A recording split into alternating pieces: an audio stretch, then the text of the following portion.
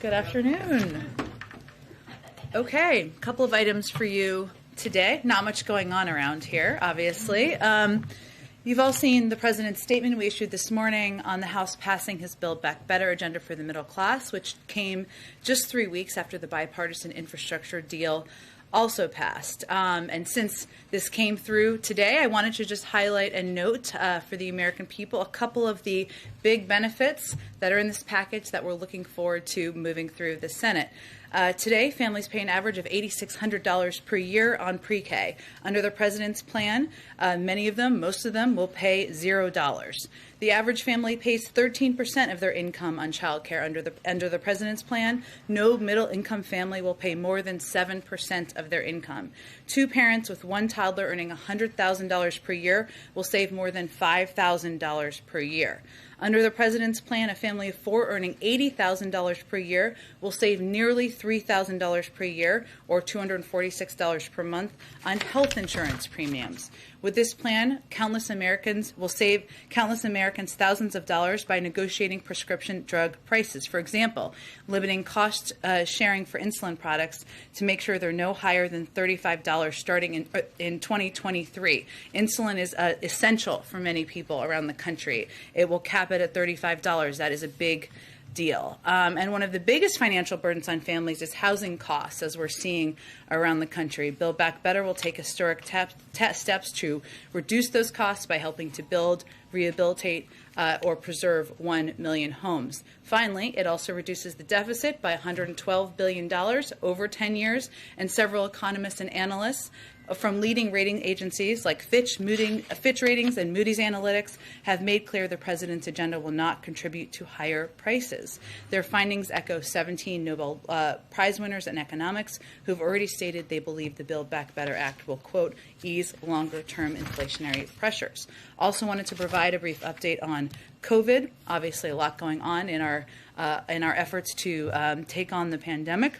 This morning, as we all saw, the FDA authorized boosters for all American adults 6 months after primary vaccination. The CDC will make the final clinical recommendation we expect this afternoon. This is a very encouraging step to further protect Americans, especially as we enter the winter months. If you're one of the approximately 100 million people in this country already eligible for a booster, our recommendation is that you get the extra protection afforded by a booster as soon as possible. They are widely available across the country and accessible. Thanks to the president's operational planning since August, over 32 million Americans already have their booster, and boosters are available at over 80,000 locations. Second, we're making strong progress protecting kids, with already 10% of 5 to 11-year-olds getting their first shot. Kids that have gotten vaccinated this week will be fully vaccinated by Christmas. And we're continuing to make a big push to reach parents and kids through visits to one of our 30,000 sites for kids by the First Lady, innovative partnerships with DC Comics, and a White House visit from Sarah earlier this week.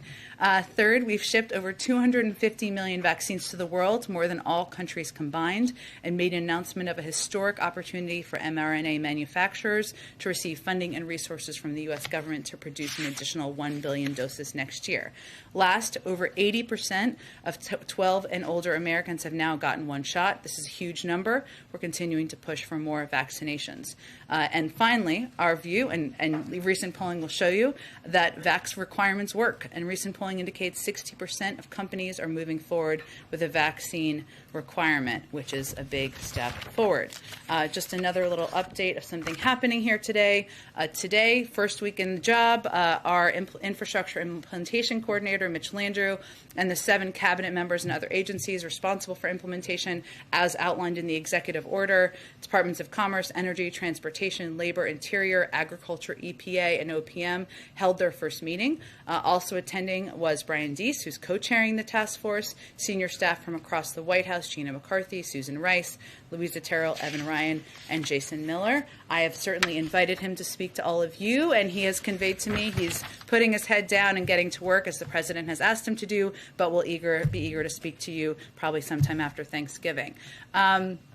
Finally, one note, we gave a lengthy update, don't worry, I will not do that again, on supply chains yesterday. Today, we have new data from Freightos, a leading freight indicator that I just wanted to highlight, that shows shipping prices have declined by almost 25% over the past 2 weeks. Specifically, the price for shipping a container between China and the West Coast, which has declined for 2 straight weeks. And of course, this reduction in prices and shipping costs helps ensure that we are cutting costs for consumers as well. I guess last thing here is the week ahead. We did announce earlier this week that the President and First Lady will travel to Fort Bragg, North Carolina, to celebrate Thanksgiving, or Friendsgiving, as some people call it, with service members and military families, thank them for their service as part of the Joining Forces initiative. That is on Monday. On Tuesday, the President, the First Lady, the Vice President, and Second Gentleman will participate in a service project in Washington, D.C., and later that day, the President and First Lady will travel to Nantucket, Massachusetts, where they will remain for the Thanksgiving holiday. Amr, why don't you kick us off?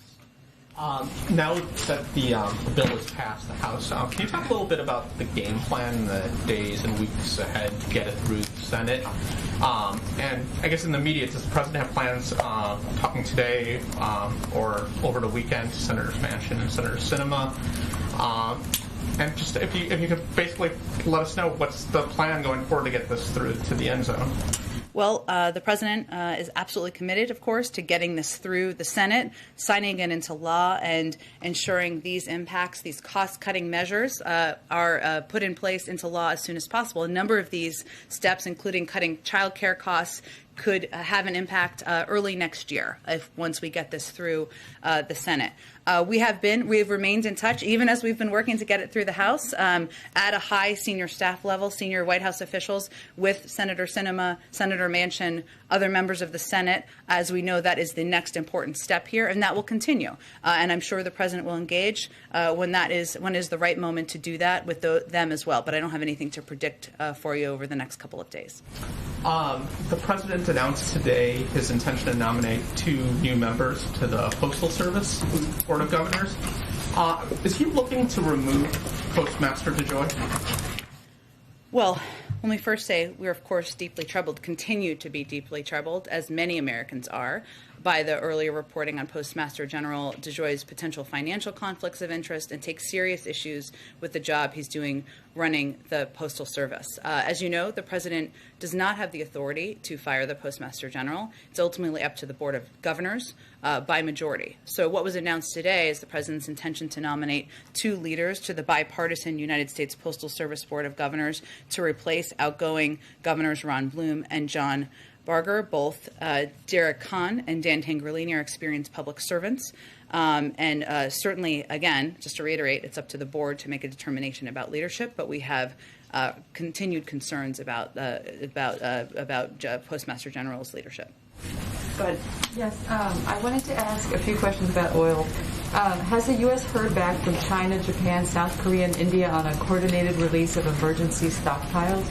I don't have any update to provide to you today. I would reiterate, for those who weren't following us as closely, we have been in touch with a range of officials and leaders from countries, including China, including other countries around the world that are oil producers, about ensuring there is adequate supply out there, but I don't have any update for today. Okay.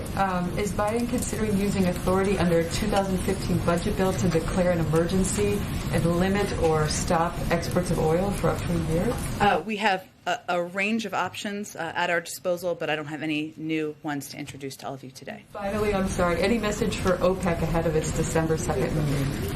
Well, our message continues to be privately as well as publicly, of course. It's always good when it's consistent and important that we want to ensure that the OPEC member countries and OPEC as an organization meets the demand needs that are out there with the adequate supply. That is something we've pressed them on in the past. And I don't have any new conversations privately to convey, but I'll see if there's more we can report to all of you about the meeting. Go ahead. We know that the president was at Walter Reed earlier today. Can you provide an update on how the physical went and the colonoscopy as well, and what information will you be releasing? We will have a comprehensive written summary that will be released to all of you later today as soon as it's finalized. I'm not going to get ahead of that. It's, of course, done by medical experts, which is as is appropriate, but we will release that out to all of you later this afternoon. As I noted in a tweet, I hate to reference that, but here we are. Earlier this morning, the president had a conversation with Vice President Harris, as well as Chief of Staff Ron Klain at around 11:35 this morning. He was in good spirits. He resumed his duties as president at that point in time. There was also two sets of letters that we released publicly. One was at 10:10 a.m., the other was at 11:35 a.m. About the transfer of power under the 25th Amendment and the resumption of power. But that's a reflection of how he is and how he is feeling. Could the vaccine mandate for the civilian federal workforce is set to take effect on Monday. Can you provide us an update on what the implementation is going to be like? And are there any concerns about possibly having staffing shortages because of that? There are not. Let me give you just an update on this overall, again, for people who haven't been paying us close attention. So November 22nd is the deadline, not 12:01 a.m. that morning, but by the end of the day. But we don't see it as a cliff. We'll be providing more guidance in days to come. We are the largest employer in the country, so it is the U.S. government, that is, of course. So it's going to take some time to collect the data, even as it comes in that day. And once we have gone through the data and have that, we will share that with all of you publicly. But especially as we know, what we have seen is there's a surge in attestations and vaccination as we get closer to the deadline, which is certainly encouraging. But we want to have the final data Monday through the day before we release that publicly. It's going to take a little bit of time to process. But no, we do not anticipate facing any governmental operational disruptions due to this requirement. And in fact, the requirement will avoid disruptions in our view in our labor force because vaccinations help avoid COVID. And how will the boosters for Moderna and Pfizer, which are pretty close to being approved, how will that factor into these vaccine requirements for federal workers? Well, we abide by the CDC guidance, which we follow it and will continue to, which is 2 shots of an mRNA vaccine or 1 J&J shot. That has not changed. So we're not going to get ahead of any changes they could make in the future.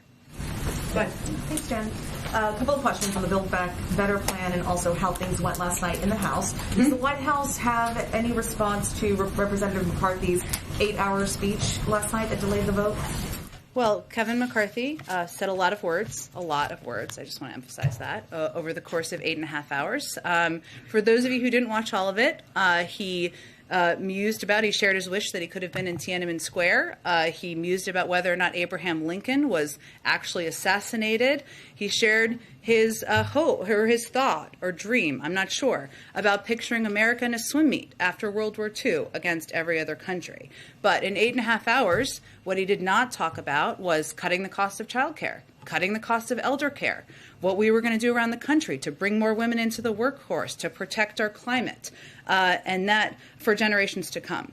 That, in our view, tells you all you need to know about Kevin McCarthy's agenda and what he supports. And Senator Manchin, on the top of Senator Manchin, he says he's still not decided on this bill. Is there anything that the White House is doing to get him to come around on the bill? I know you mentioned this a few moments ago, but is there anything specific that you guys are doing to kind of convince him?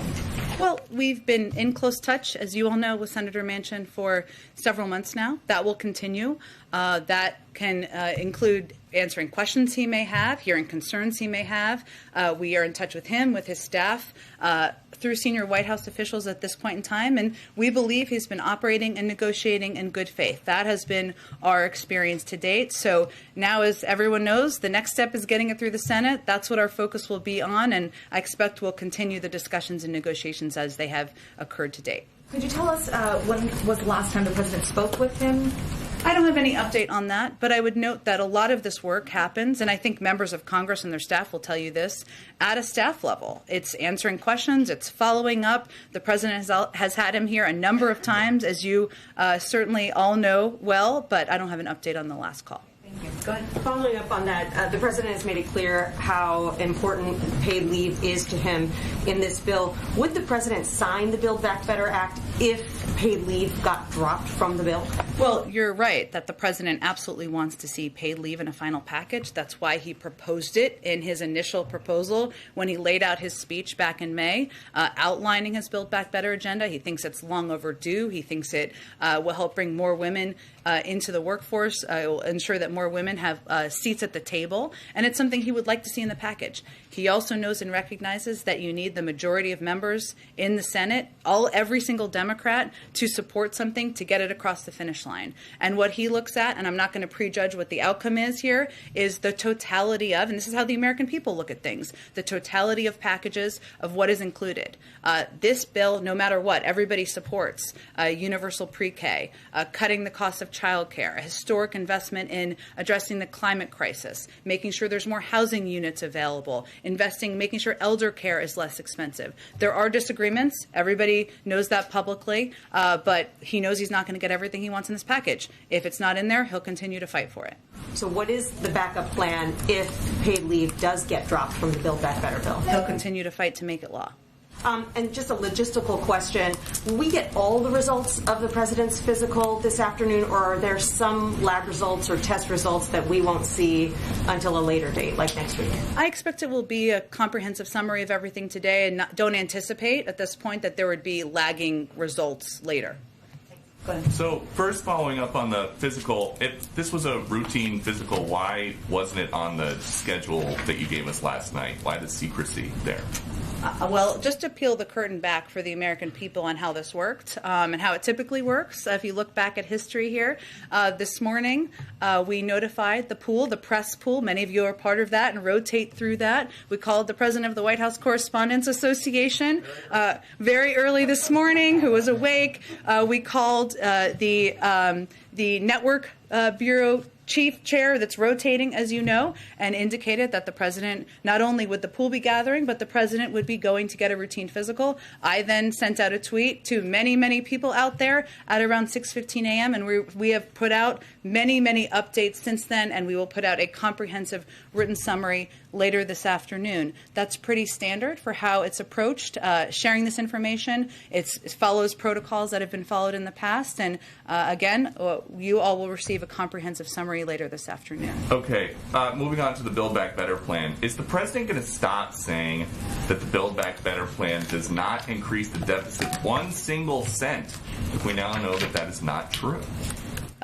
It is true, and I would note the several economists and experts out there. I think you're probably talking about the CBO score, which Joe Biden himself in 2010 called the gold standard for Democrats and Republicans. Well, Peter, since we're all here to communicate with the public about accurate information, what I would just note is that one of the components that experts, Democrats and Republicans, including former heads of the CBO, have pointed to is that IRS enforcement is not something that there's a lot of experience in the CBO scoring. They still scored it, but is undervalued by the assessment of many economists and experts, including people who have been critical of us in the past, who estimate, including former Treasury secretaries of both parties, who estimate there will be significant savings, significantly higher than what is estimated currently. So our assessment and the assessment by many economists out there is that there will be savings over 10 years that will actually reduce the deficit.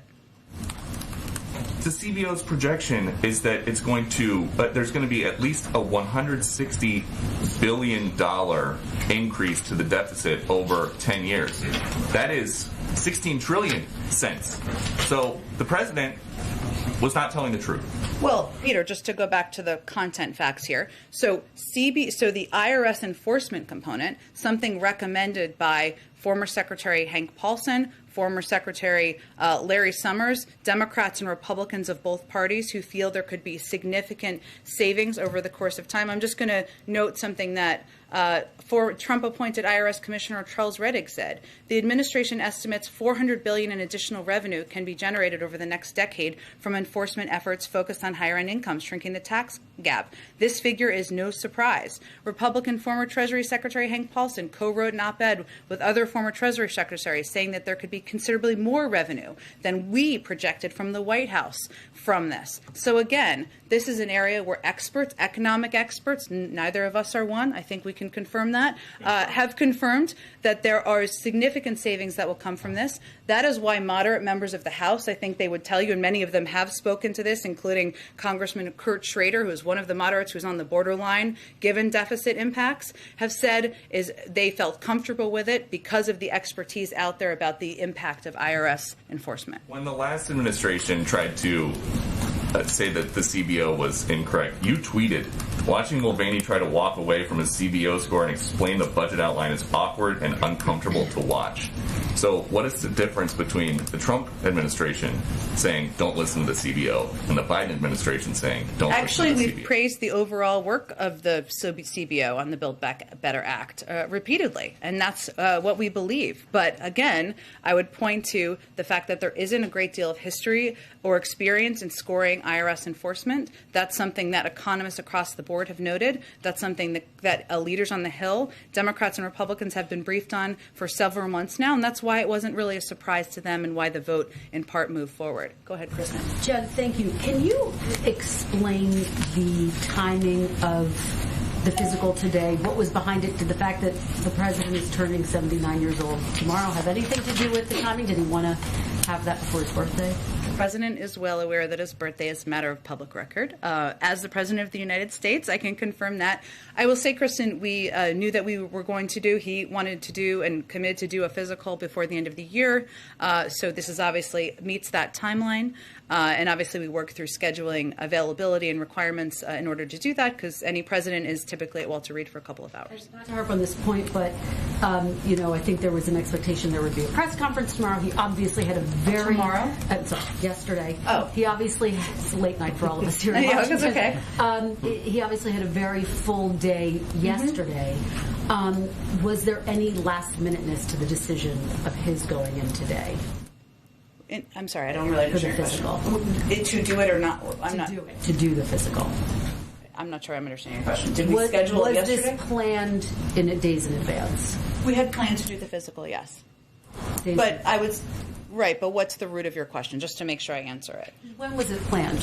When did he first schedule the physical? Just because he had such a full day yesterday. Sure. And he had a colonoscopy. That is the nature of being president. And as I would note in the poll report, and this may be why you're asking, the meetings yesterday didn't end until after 8 o'clock last night. Obviously, the president was closely watching the vote last night, as we all were, maybe not through the totality of the 8.5-hour missives, but he was watching closely last night as well. Is there any discussion about having a doctor brief us, given that he is the oldest sitting commander-in-chief? We will be releasing a comprehensive summary, written summary, that will have details from the doctor and other experts who were consulted, medical experts who were consulted, that you'll receive later today. So that, I think, is what our intention is. I just want to ask you on a different topic, broadly speaking. The country is sort of waiting for, anticipating a jury verdict in the Kyle Rittenhouse case. What is the president's direct message to people who want to protest, express their opinions after the verdict, and might we hear from the president after there is a verdict? Well, I just want to preface, I'm not going to prejudge a verdict on an ongoing deliberation over a case. And clearly, once it's concluded, I'm sure there will be something we have to say from the White House. And we have been in close touch with the officials on the ground through law enforcement channels to ensure we are supporting any effort toward peaceful protest. That's certainly what we will continue to encourage as anyone looks to have their voice heard, regardless of the outcome. Go ahead. There was one conspicuous thing missing from the week ahead that Bloomberg is particularly interested in, which is the Fed chair. What's of course. the president's favorite Thanksgiving meal? No. Okay. Is it accurate to say that it'll happen on Monday or Tuesday, since that's the time that the president's going to be in? The president intends to make a decision, and I expect we'll have more to share in advance of his departure. So by process of elimination, expect there'll be more to report early next week. Okay.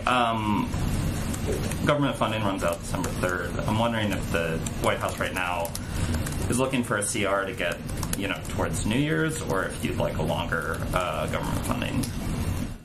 It's a great question.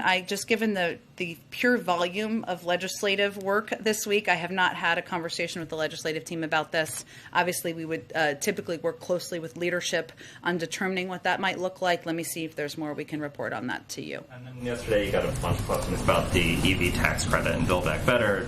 The Canadians are obviously upset about it. It would make sense that because Senator Manchin has said that he doesn't support it, that the president's message to the prime minister is that it's probably going to drop out of the final version of the bill. Is that sort of an accurate representation of what their conversation was, or how would you characterize what his message for the Canadians was yesterday?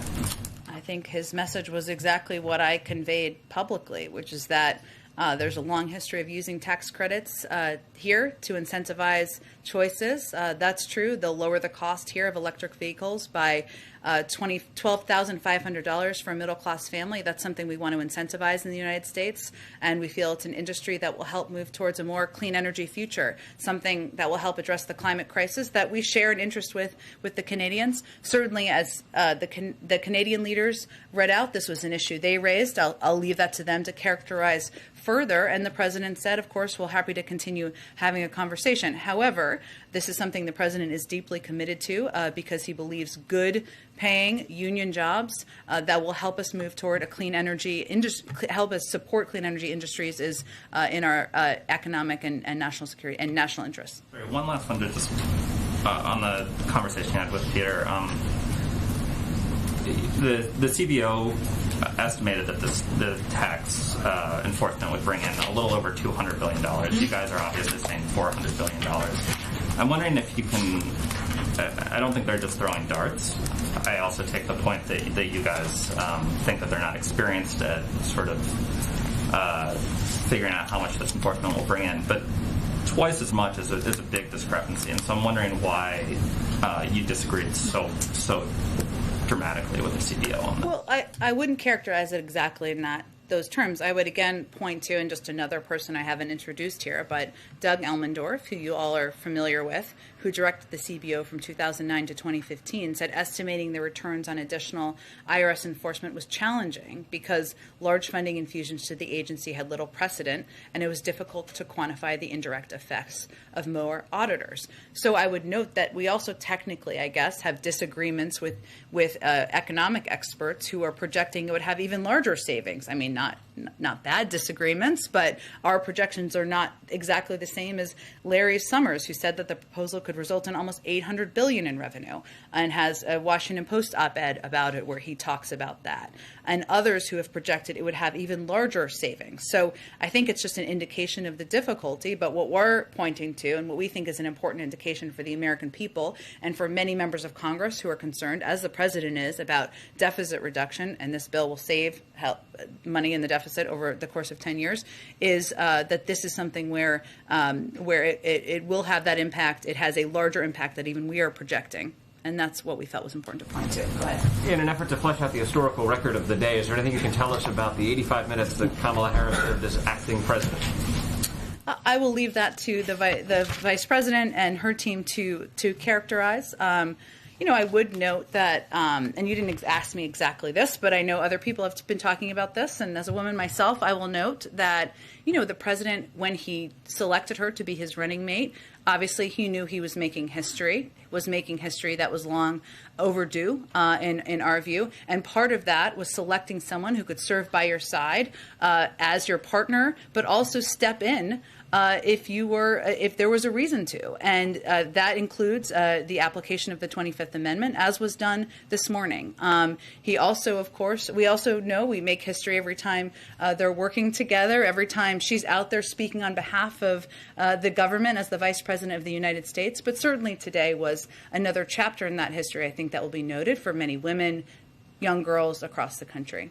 You have disclosed that the president received a colonoscopy today. Are you in a position right now to talk about any other procedures or tests he might be undergoing as we speak? We will disclose all of that, but I'm going to leave it to the medical experts to do that, and they will do that later this afternoon in a written summary. Go ahead. Thanks, Jen. In his statement yesterday when he talked about the U.S. purchasing Pfizer's COVID-19 pill, the president mentioned that he wanted to make that pill free for the public. Can you lay out just sort of how that would work, ensuring that that pill might be free? Well, as you know, vaccines around the country are largely free, so there is a precedent for that, across the country, and something he wants to ensure it's available and accessible to people to protect them from COVID. And I think this falls into the category, falls into our expansive effort to fight the pandemic, get it under control, and get on the other side of it. So in terms of how it would work, like with contracts or... Yeah, does it require negotiations with insurance companies or pharmacies? It's a great question. Let me talk to our COVID team and see what else it would require. On Ethiopia, the situation there seems to continue to be deteriorating.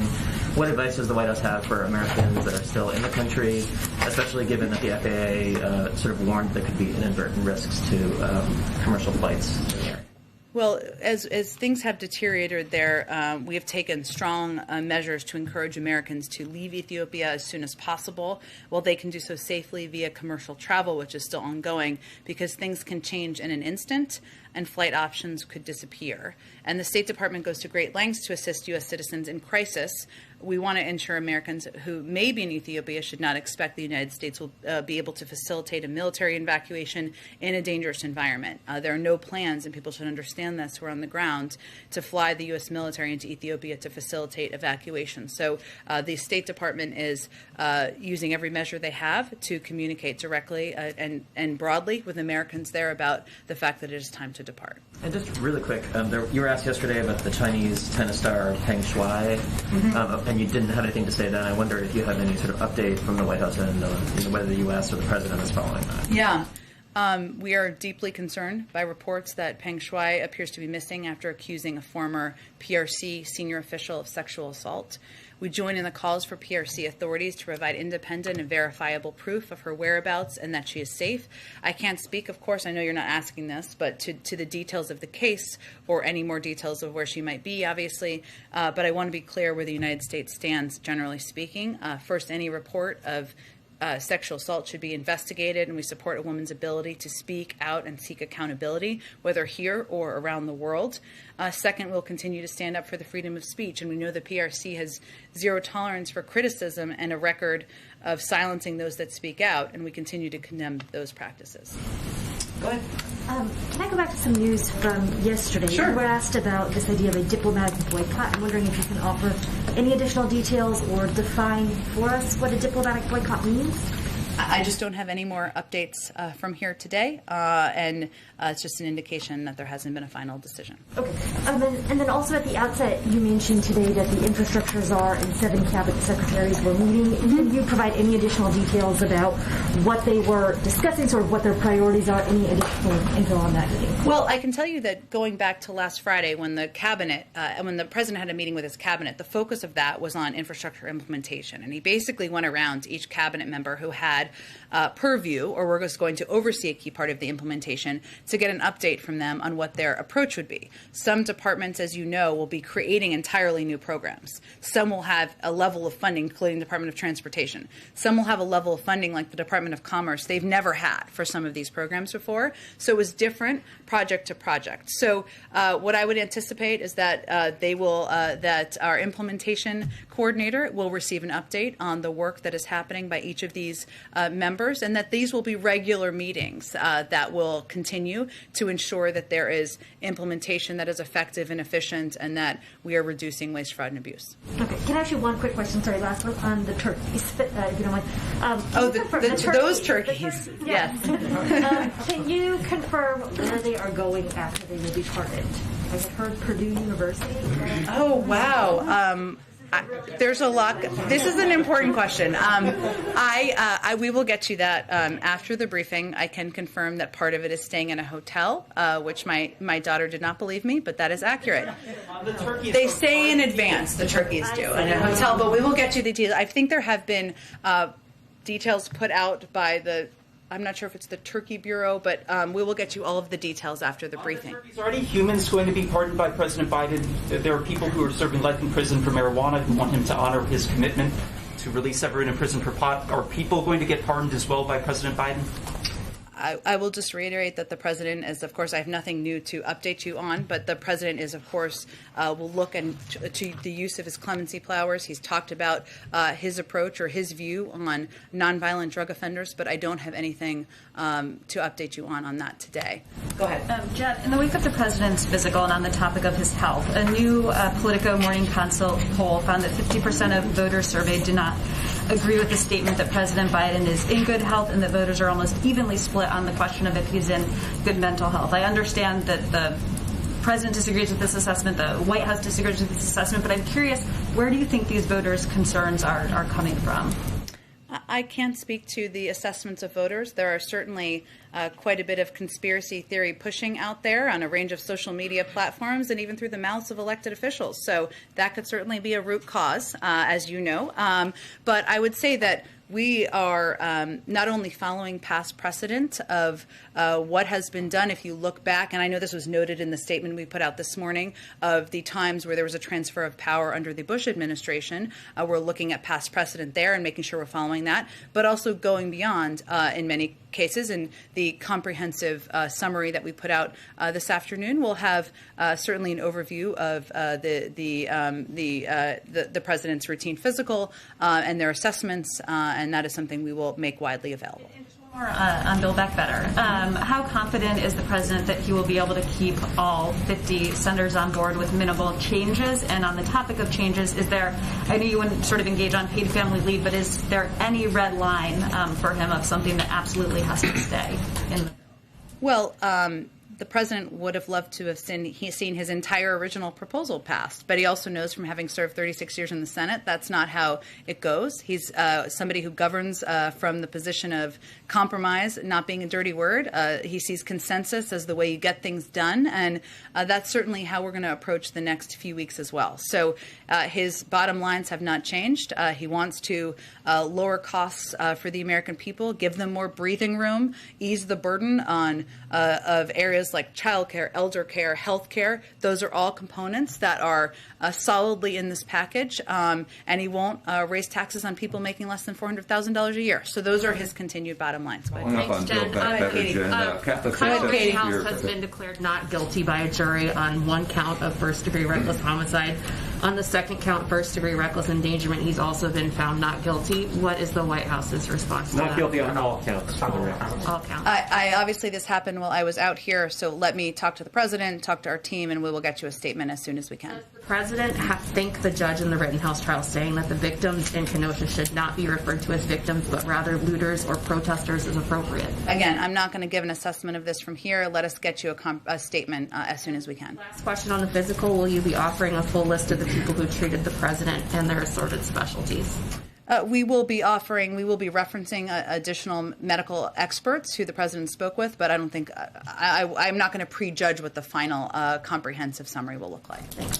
Build Back Better, Jen. Catholic bishops fear faith-based preschools could be excluded from receiving Build Back Better money because I don't think you need to talk over. She's just asking a question. Go ahead. Is the administration considering changing the definition of what it means to be fully vaccinated? And is there any concern at a state level that there could be some confusion about what it means to be fully vaccinated, given that some governors have started to change that definition? Well, some governors I know have offered booster shots in advance of, or have expanded that, right? I'm not sure if they've changed the definition, which is typically done by the CDC. We follow CDC guidance. CDC guidance continues to be 2 mRNA shots and 1 Johnson & Johnson. We don't prejudge, and I can't preview for you if they're going to change that at any point in time, but that's what we will continue to follow, and that's what we would advise others to follow around the country. Okay, Jen, Build Back Better, Catholic bishops. Okay, thank you. I'm moving on over here. Go ahead. Go ahead. I will not, please. Thank you. Do you have any reaction to the report that the U.S. is considering deporting a group of Afghans who did not meet vetting requirements back to Afghanistan?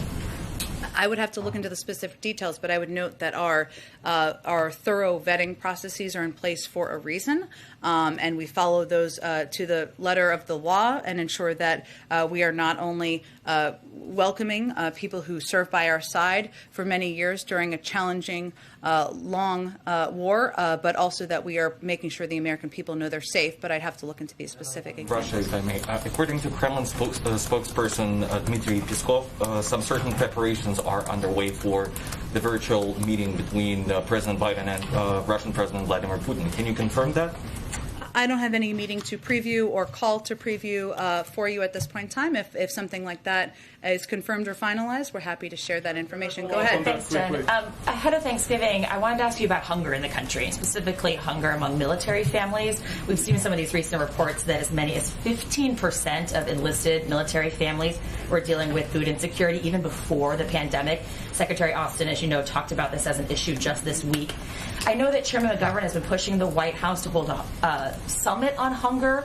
Is that something the White House is really considering? And is there anything new the White House is doing on this? Well, because of the American Rescue Plan, we've cut childhood hunger in half over the last year. And I would tell you that when we look to getting the Build Back Better agenda passed, to the impact it's going to have on lowering child care, lowering elder care, the cost of elder care, lowering the cost of health care, these are all costs on families that impact what they're able to afford in their daily lives. And certainly the impact on military families, as a military family himself, or I should say the President and Dr. Biden, that is heartbreaking. And they're going to continue to fight to do more to make sure there are not hungry families, whether they're military or not, in this country. In terms of a summit, I don't have any plans to preview for you on that front. I just follow up because there's in both the House and the Senate version of the NDA call for a basic needs allowance to help military families that are low income and having a hard time. But there's a difference. This is wonky, but the Senate version, the Senate version would basically count the housing allowance as income, which a lot of activists say would mean that a lot of low-income families would no longer qualify for that basic needs allowance. So thousands of military families could suddenly not qualify for that extra money and that extra help. OMB said that they just need more comprehensive data and analysis to determine if they support the inclusion or exclusion. Is there any update on where the White House stands on that? I'm happy to check and see if there's any update on it. Obviously, our objective, overarching objective, is not to make it more challenging for anyone, including especially military families, to put food on the table. That making sure that's not the case is central to the president's agenda. But I will see if there's more to report on that. Again, go ahead, Chris. Did you have a question? We don't need to scream or shout over other people in here, so we're going to keep moving on. Go ahead. I have a question about Section 230. Yesterday, the Justice Department announced that they were going to defend Section 230 in a lawsuit filed by the former president. But has a candidate, President Biden, repeatedly called for the repeal of Section 230. So does the Justice Department's actions yesterday represent a change in the President or the administration's attitude? He called for reforms of Section 230. That continues to be his position. Go ahead in the middle. Go ahead in the middle, Brett. Go ahead. We appreciate it. Does the White House have any reaction to Senator Rubio this morning calling the president's pick to leave the office of the comptroller of the currency a communist, or any of the criticism that she faced at her hearing yesterday?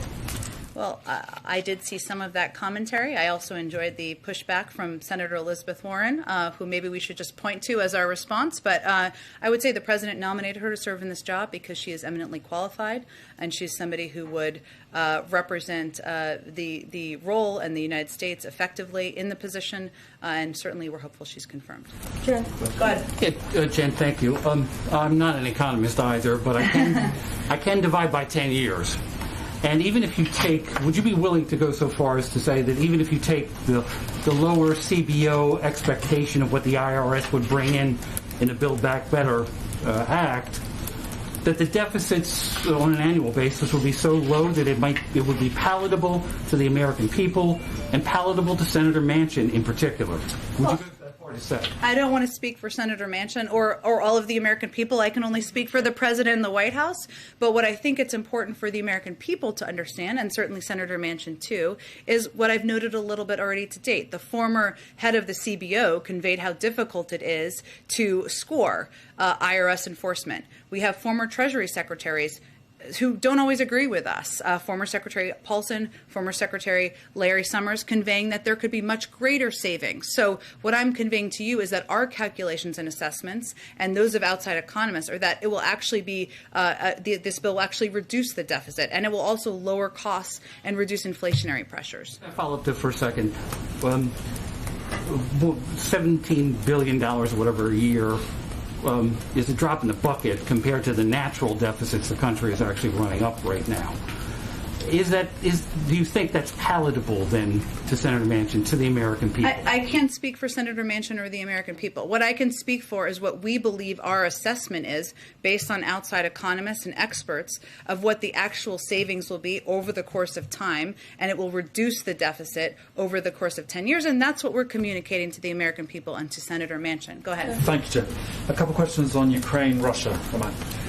Yesterday, the Ukrainian government pleaded for more military aid to defend itself against Russia.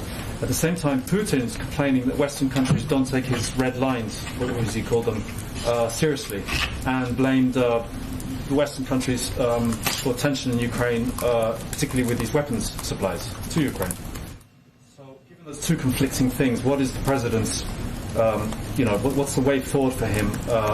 Does he go with Putin's red lines, or does he go with the United States wants to help Ukraine defend itself, as it says? Well, we go with what is in the interests of the United States and what is in our own national security interests. The President Putin's speech, was I think what you're referring to here, touched on a range of topics, including U.S.-Russian relations and the need to maintain dialogue to address many disagreements. We agree. That's a part of an important discussion, even as I don't have anything to preview about what that will look like or what's next. We welcomed President Putin's statement about resolving the Donbass conflict peacefully using the Minsk agreements. We support re-energized efforts to reach a settlement under the Minsk framework and call for immediate steps to restore the July 2020 ceasefire. We also continue to have serious concerns about Russian military activities and harsh rhetoric toward Ukraine and call on Moscow to de-escalate tensions. We have had extensive interactions with our European allies and partners in recent weeks, including with Ukraine, and we've discussed our concerns about Russian military activities and harsh rhetoric toward Ukraine with the Russians over the course of time as well. So I wouldn't say we're reacting to any component of President Putin's speech. We are going to continue to proceed and welcome steps or comments where we feel they are encouraging or positive, and convey concern where we see action or rhetoric that is not in line with what we feel should be happening. How about Ukraine's request for they're saying we need more weapons? It's pretty clear, their message. I don't have anything to preview or predict for you in terms of additional assistance. We have provided, as you know, a range of assistance, military and non-military assistance to Ukraine, and strong supporters of Ukraine over the course of time. A little follow-up on Ukraine. I'm just going to keep going around. Chris, go ahead. So it's been several months since people were hopeful that the pandemic was ending, that the mask-wearing guidance went away. Now the numbers are ticking back up. We're going into a second winter that could be deadly, and we're still having more than 1,000 deaths a day. What is the White House's message to the American people who are frustrated with this turn of events and now potentially need to get a third shot and continue to get shots into the future to protect themselves from the virus? Well, first we would say we understand we're tired and exhausted by the pandemic as well, and what we can do is encourage action. We're encouraging every eligible American to get the extra protection a booster offers. They're readily available across the country. It doesn't take a lot of time. It should be easy for people to do, and that is what our focus is on. We're encouraging all parents of children who are eligible for the vaccine to get vaccinated. We've already seen 10% of 5 to 11-year-olds vaccinated. Getting kids protected is a key part of moving forward in fighting the pandemic. We also have taken actions like securing 10 million Pfizer and 3 million Merck antiviral pills. So the American people should know that we are continuing to look for any way available and possible to get the pandemic under control to make sure people know we're moving in a continued better direction on this. And we believe that moving forward with requirements and other measures that will boost vaccinations is also a positive step. We know we're heading into the winter. That's one of the reasons we've been encouraging people who are eligible to get the boosters. We've been encouraging parents of kids to get their who are eligible to get their kids vaccinated. Again, they could be fully vaccinated by Christmas or the holiday season at this point in time. So that's what our focus is on now. We believe we have strong measures and to keep people safe, and we just need to continue to press forward in communities across the country. Nothing else that the administration can do? Is it basically up to the American people at this point, or is there, what other powers do you have to take more steps, or is it really just on Americans now to do what they can? Well, I would say, under the president's leadership, we not only purchase enough supply to ensure the entire American population is vaccinated, we've made it readily available across the country. We've made it accessible. We've also secured 10 million doses of, as I noted, of the antiviral pills. We've ensured we've run mass vaccination communications campaigns across the country. So I would say the federal government and the president, this has been his #1 priority, and we've done everything humanly possible. At a certain point, it is true that people have to go get shots, get themselves vaccinated, and protect themselves. But we want to do everything we can to make it as easy as humanly possible. Let me go all the way to the back. Thank you, Jen. I really appreciate it. Nominees to serve in senior State Department positions, and as U.S. ambassadors have been told by handlers that the backlog for confirmations is, quote, unprecedented, and to expect to wait months longer even than they already had expected with a really delayed process. Is President Biden considering the possibility of recess appointments, at least for postings of high operational and strategic importance? I don't have anything to preview on that front, but I will note it is unprecedented. And I would also note that there have been statements, including from former Secretary of Defense Robert Gates just a few days ago, emphasizing how concerning the historic nature of this is. Whether you're a Democrat or Republican or non-political at all, I think most people recognize we should have ambassadors serving in posts around the world. We should have an ambassador to China serving in that country right now, an eminently qualified one who the president has nominated. We should have ambassadors at posts around Europe, all around Europe, at a time where ensuring we are supporting NATO is a pivotal message to send to Russia and other countries around the world. And these are not only being blocked by some, but also delayed. A lot of these, and I talked about this a little bit yesterday, but the fact is that many of these ambassadors will move forward with bipartisan support once there's a vote. And what's happening now is there is an insistence on a lengthy debate process instead of moving forward through unanimous consent, which would mean just basically allowing for a vote without going through a lengthy floor process that would use a lot of time on the floor. That can happen. So there's a lot of ways that this can move forward. I don't have anything to preview for you in terms of recess appointments, but it is frustrating, it is unprecedented, and it does certainly hurt our national security. Go ahead all the way in the back. John, what do you have for me today? Thank you, Jen. Does the administration still recognize the government of Prime Minister Ahmed Abdi as the legitimate government of Ethiopia, and are they standing by it firmly? I don't know if the State Department has spoken to this, and I don't want to speak out of turn here, so let me check with them and see if there's any update on this front. Obviously, we have expressed significant concern. We've put in place sanctions. I will see if there's anything more official I can convey to all of you. Just here. as a follow-up to the previous question on ambassadorships, the president has not named anyone to the key ambassadorships in Ukraine and in Hungary right now. Are any of those pending? Because this is not anything tied up in Congress, it's from the administration. Fair, and obviously, as is true of other personnel appointments, the president certainly wants to ensure we have the right person to nominate for each of those vital and important positions. But there are dozens of qualified nominees who are waiting to be confirmed, and we're certainly eager to see that move forward. Thanks, everyone. Happy Friday. Catholic bishops fear faith-based schools, free schools could be excluded from receiving Build Back Better money. Would you like to talk about that?